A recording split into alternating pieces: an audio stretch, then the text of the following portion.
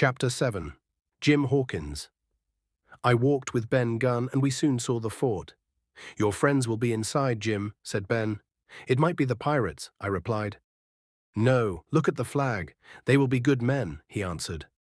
The fort was made by Flint. He was a clever man and he wasn't frightened of anyone except Silver. "Let's go inside," I said.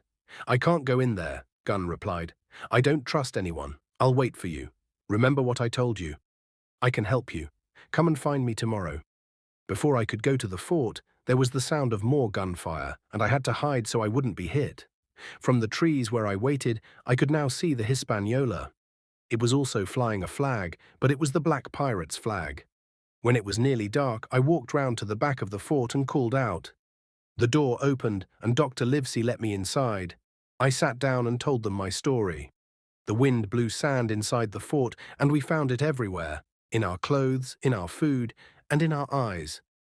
There was a fire to keep us warm, but the room was also full of smoke, and we all coughed. Captain Smollett gave us all jobs. Some looked for firewood, others went to cook food, and I was asked to guard the door. He kept us all busy, and that made us all feel better. "Captain Smollett is a good man," said Dr. Livesey later that day. "And what about Ben Gunn? Is he a good man?" "I don't know," I answered. "I think he's a little crazy." "Any man on an island for 3 years will be a bit crazy," explained the doctor. "Did you say that he wanted some good food?" "Yes," I replied. "I've brought some cheese with me on this journey. Let's give it to Ben Gunn," said the doctor. That evening, the men talked about how little food we had. We hoped that the pirates would leave the island with the Hispaniola. The doctor said that they would become ill if they slept outside on the island for long, and if the pirates left, we could wait until help arrived. I slept very well that night. The next morning, a voice woke me up. I heard someone say, "Some pirates are coming to the fort with a white flag.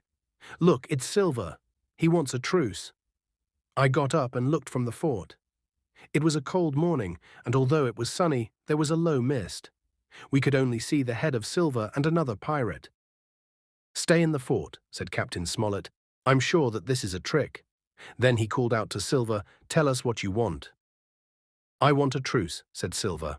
Captain Smollett quietly told us to move to different corners of the fort and to watch Silver carefully. Then he called to Silver, "What do you want us to do?" "Come to my ship and we can talk about how to get home," said Silver. "Your ship?" "I didn't know you had a ship here," replied Captain Smollett. "Well, the crew chose me to be their captain after you left the ship," said Silver. "If you have something to say, you can come into the fort and say it," said Captain Smollett. The other pirate tried to stop Silver, but he laughed and walked quickly towards the fort. He climbed over one of the fences and walked slowly up the hill. Soon he was standing in front of Captain Smollett, who was waiting for him outside the door to the fort. "Can't I come inside?" asked Silver. "It's a cold morning." "If you were an honest man, you could come inside," said Captain Smollett. "But are you my ship's cook?" "Who well looked after, or Captain Silver a pirate?" "Okay, we can stay here," said Silver, sitting down on the sand. "You've got a nice place here. Look, there's Jim. Good morning."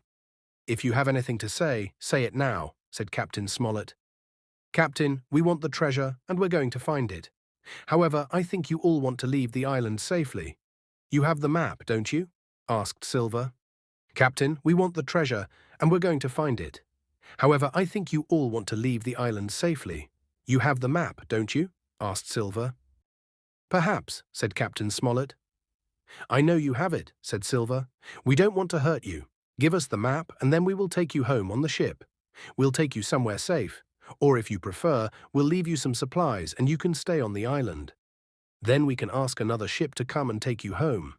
It's a kind offer, and I hope you all want to take it." He said this last part loudly so that we could all hear in the fort. "Is that all you can offer?" said Captain Smollett. "It is, and if you don't accept my offer, all you will hear from me is the sound of guns." "Now you can listen to me," replied Captain Smollett. "If you come up to the fort, one by one, without any guns, I'll put you all in chains and take you back to England for trial. If you don't, you'll have problems. You can't find the treasure. You don't have enough men to sail the ship, and you can't fight us here in the fort." We looked very angry.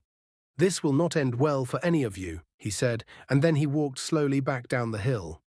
Captain Smollett came back into the fort and said to us, "He'll be back in an hour to attack us. There are more of them than us, but we have the advantage inside the fort, and I am sure that we can win."